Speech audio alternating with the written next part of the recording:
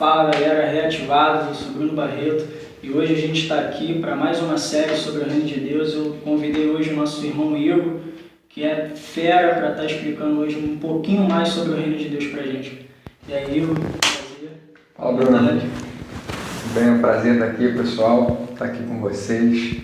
É uma satisfação sempre a gente poder falar do Reino de Deus, esse reino tão misterioso ainda para muitos, né?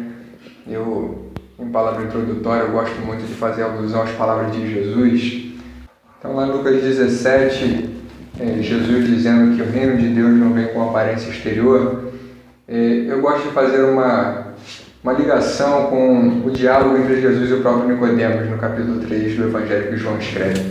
Quando ele diz para Nicodemos, aquelas sábias palavras e conhecidas de todos, que ele precisava, na verdade, para entender o reino, nascer de novo. Isso implica dizer que o reino ele não é visível com as maneiras com que a gente interpreta pela aparência exterior.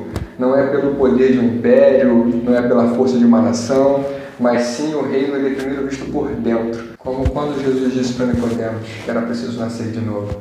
Porque, na verdade, é assim que funciona. O reino é visto de dentro para fora sempre. Então, Jesus, quando diz em Lucas 17 que o reino dos céus, o reino de Deus, não vem com aparência exterior, é porque a gente não pode interpretar por nós mesmos. Não podemos interpretar pela nossa própria ciência, mas é preciso que a gente interprete a partir daquilo que o Espírito do próprio Deus revela a nós. Saquei, cara. Então, assim, tem uma coisa muito que eu queria até te perguntar também, que a gente vê uma dúvida muito grande, né? Que uns falam que o reino dos céus é uma coisa, o reino de Deus, né, é uma coisa. Eu queria saber de você, se o reino dos céus é a mesma coisa como o reino de Deus ou são diferentes? O que acontece é que há muitos textos na Bíblia que se complementam e que trazem para a gente a ideia de totalidade. O reino dos céus e o reino de Deus, eles podem se correlacionar nas expectativas. Sim, a gente poderia responder que é a mesma coisa. O reino de Deus é o reino dos céus. E a gente poderia entender isso a partir da própria oração de Jesus, quando no capítulo 11 de Lucas também, no mesmo evangelho, ele vai falar que Jesus, estando em certo lugar, se retirou para orar, e então os discípulos pediram para que ele ensinasse eles a orar, e ele inicia a oração similar à de Mateus, dizendo que quando orardes, oreis da seguinte forma: Pai nosso que estás no céu, santificado seja o teu nome, venha o teu reino. Então, quando ele invoca o reino do Pai, esse é o reino dos céus. E o reino dos céus é também o reino do Pai. E o Pai a gente compreende como o próprio Deus soberano. Então, o reino dos céus e o reino de Deus são correlatos. São coisas que, em uma linguagem complementar, faz a gente ter uma ideia diferente da mesma coisa. É como se a gente tentasse entender um pouco da Trindade. São experiências diferentes, mas que sempre correlatas. O Pai, o Filho e o Espírito Santo são Deus. Okay. Então, uma coisa também que a gente vê uma dúvida muito grande até dentro da igreja, que tem pessoas ali que são evangélicas, tem pessoas que são visitantes, pessoas que são novas, são frequentadores, até mesmo eles têm uma grande dificuldade entre saber, né, o que é o reino de Deus, o reino dos céus. Eles acham, uns falam que é uma coisa, outros falam que é outra, mas a gente vê que é uma coisa só, né? E como é que a gente consegue apresentar esse reino de Deus para uma pessoa que não é evangélica? Bom, Bruno, aí esse é o nosso grande desafio, porque a gente vive em uma sociedade que, por se multiplicar o conhecimento da ciência, se tornou bastante cética. As pessoas duvidam muito da fé. E o que acontece é que eu gosto do exemplo de Paulo pregando aos romanos, porque Paulo apresenta essa religiosidade extremista, esse legalismo imperando sobre os judeus, principalmente aqueles da seita farisaica, e apresenta também do outro lado os gentios, que de certa forma rejeitavam plenamente a lei do Senhor. Então a gente tem de um lado pessoas que rejeitam extremamente a lei de Deus, e de outro lado pessoas que se apossam da lei de Deus, mas que se tornam um peso para toda a sociedade conhecer a Deus e ao seu reino de paz. Então, eis aí o nosso grande desafio. Como apresentar para essa sociedade?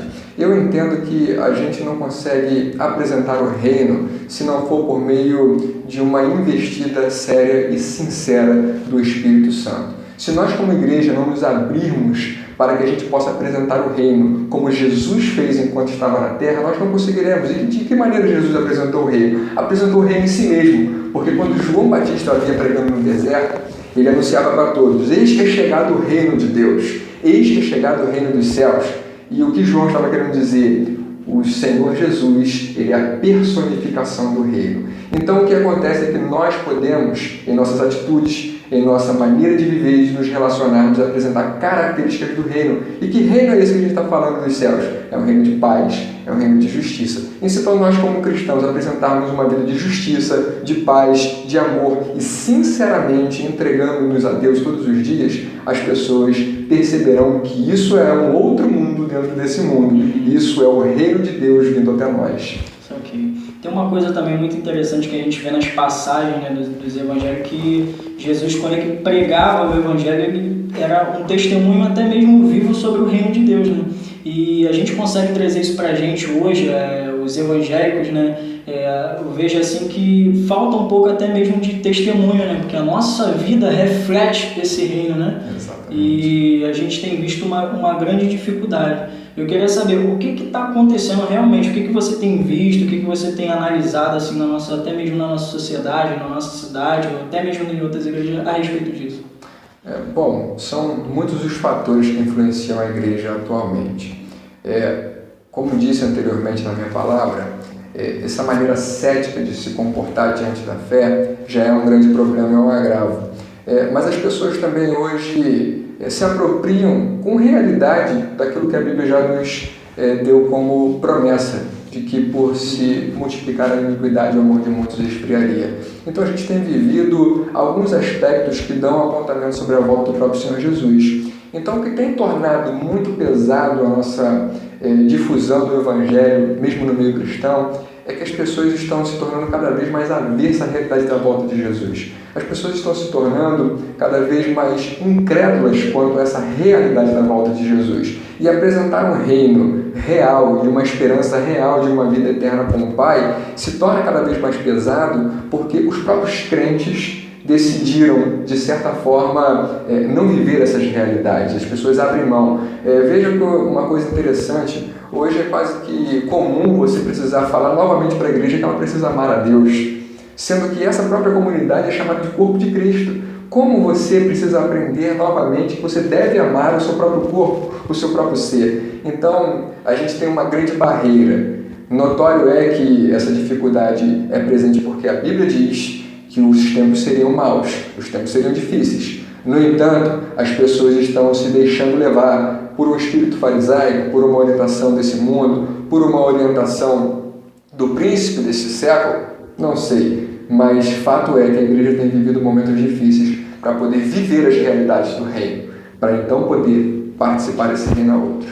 A gente tem visto isso, né, nas igrejas mesmo, que muita gente está indo embora, né? A gente tem visto muita gente, as igrejas esvaziando assim, não nomes, né, mas todos os ministérios, né, diferentes, tem vindo pessoas indo embora, a gente tem visto as pessoas sumindo, e a Bíblia mesmo diz, né, que até os escolhidos seriam enganados, né, e a gente vem escutando, né, pô, Jesus vai voltar, Jesus está voltando, e cara, a gente para pensar assim, pô, será que vai voltar? Essa incredulidade que está batendo em muitas pessoas, Jesus não vai voltar agora, deixa que amanhã eu vou seguir, né, amanhã eu vou para a igreja, amanhã eu vou conhecer, amanhã eu vou fazer, mas cara, a gente tem que fazer hoje. A gente tem que viver, a Bíblia diz, né, medita dia e noite na palavra, porque ela é o nosso alimento, ela que nos deixa forte, né? Se você fosse simplificar, assim, uma frase, o reino de Deus, assim, como é que você simplificaria?